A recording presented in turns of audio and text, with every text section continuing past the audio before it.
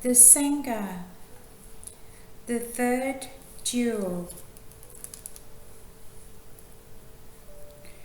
From the book of Buddhism 101 by Dr. Arnie Kozak.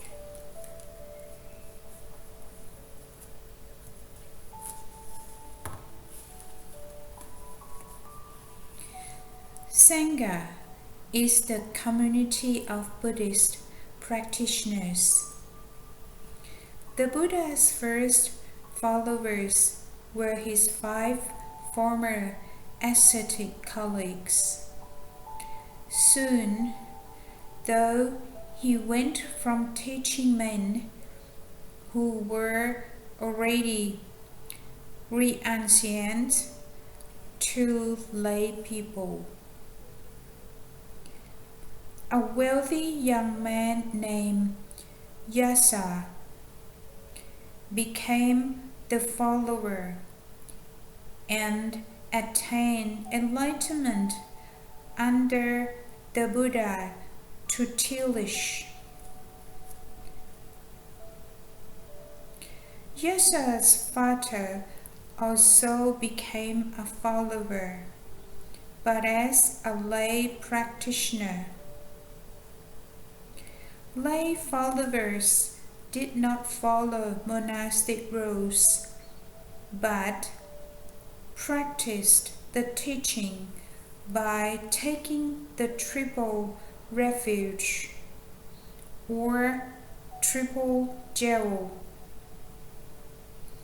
Buddha, Dharma, Sangha. Yasa's mother also took refuge in the triple jewel and became the first female lay follower. In the days before Facebook, Buddha's teaching caught on through the social networking means available in the 6th century BCE. Friends of Yasa's came, and friends of friends. Word spread. The Buddha sent the first 60 enlightened ones out to spread the teachings. Noted Buddhist scholar Calvin Trainer cites the Buddha saying, "Travel forth, monks, for the benefit of the many, for the happiness of the many, out of compassion for the world, for the well-being, benefit, and happiness of gods and humans." Can the average person attain enlightenment? Vakatatta approached the Buddha and asked him if there were lay followers practicing the Buddha's principles who achieved high spiritual status. The Buddha told Vakatatta that yes, there were, not 1 or 2, not 100 or 200 or 500, but many more who did. Despite the Buddha's repudiation of the caste system, not everyone was become in the Sangha.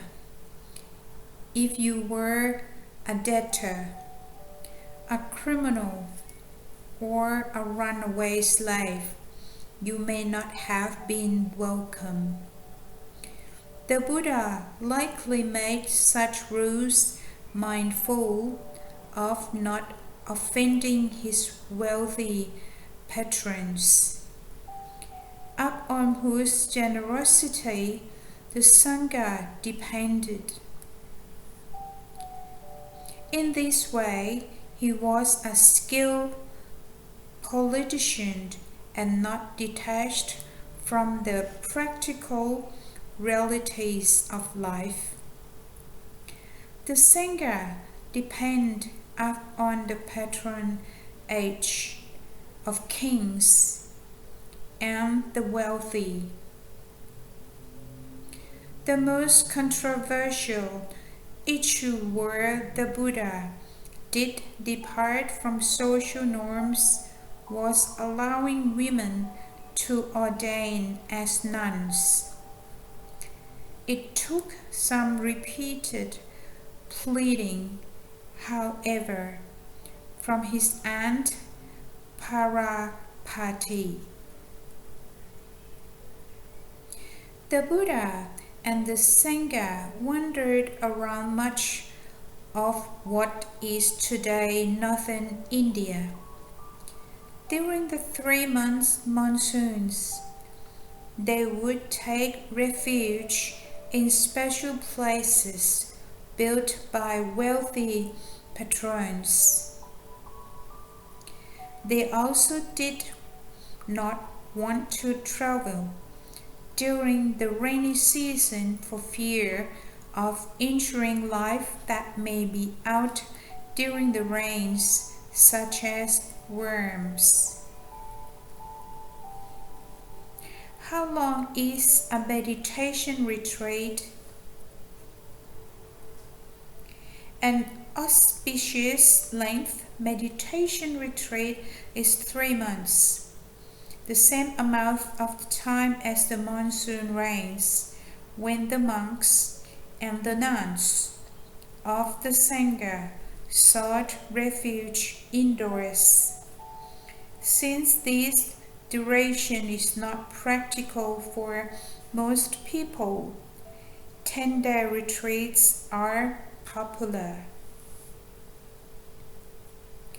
Monastery life consisted of meditation, initiation rituals, study, and recitation of what later became the Bali Canon. 2 traditions emerged: the forest refuge, where monks could do intensive meditation practice, and the village monastery, where they served the local community through education and rituals, and did their own practice. In some places, monks retreated the caves.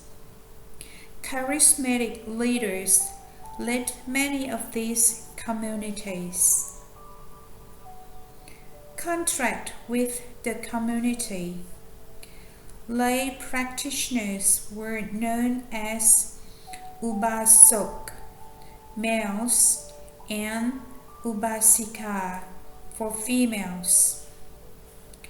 A lay practitioner becomes so by formally reciting the triple refuge and committing the 5 precepts in a ceremony with other members of the community.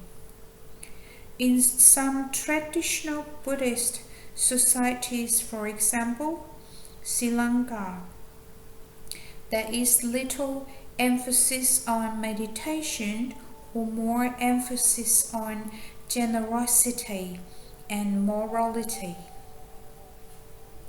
The most basic act of dana is a food offering to wandering monks, or, as in Sri Lanka, women will take prepared food to the monastery for the monks. In Tibet, generosity may take the form of the tea offering, where money is donated so that all the monks can have yak butter tea.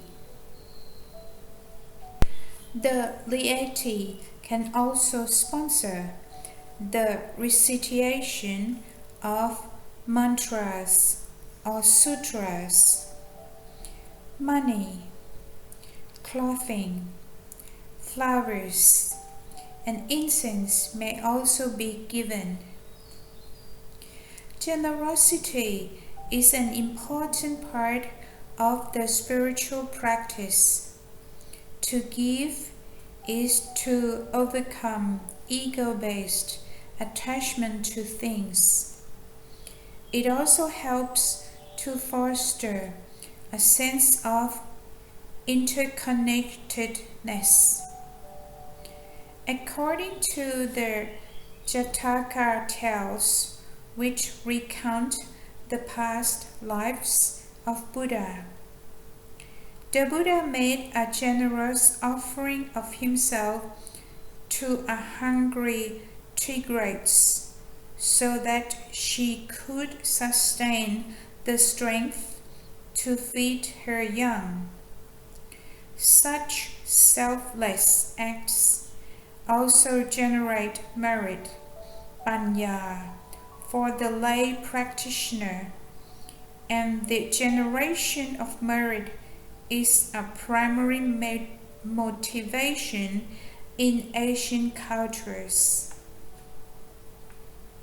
On special occasions, the lay community will adopt additional precepts such as not eating anything after lunch, only having lemon water, and not dancing, singing, listening to or playing music, ornamenting the body with perfumes, garlands, or sleeping in the high and luxurious beds. Monks already partake of these restrictions. In India, the focus for the laity is on right conduct and right action, rather than on the meditative disciplines and visiting holy pilgrimage sites. In Tibet, prostrations and turning prayer wheels are central practices for the lay practitioner. We take refuge in the Buddha because Buddha is our great teacher. We take refuge in the Lord, in the Dharma, because it is good medicine. We take refuge in Buddha's community or Sangha, because it is composed of excellent friends. Dainined Katagiri. As you sit to do your meditation, perhaps you start wondering why you are sitting on a cushion when you could be watching Law and Order. Perhaps work beckons or the house needs cleaning. Without a Sangha to keep you on track, the voices in your head that discourage you from your practice may get louder and louder until they crowd out that little voice inside yourself that urges you onward. The Sangha can help bring you back to the path and tow you there. The Sangha can be a powerful force of encouragement. Generosity, dana, donation, is a key Buddhist practice throughout the world. Giving generates a sense of generosity that is an antidote to the fire of greed.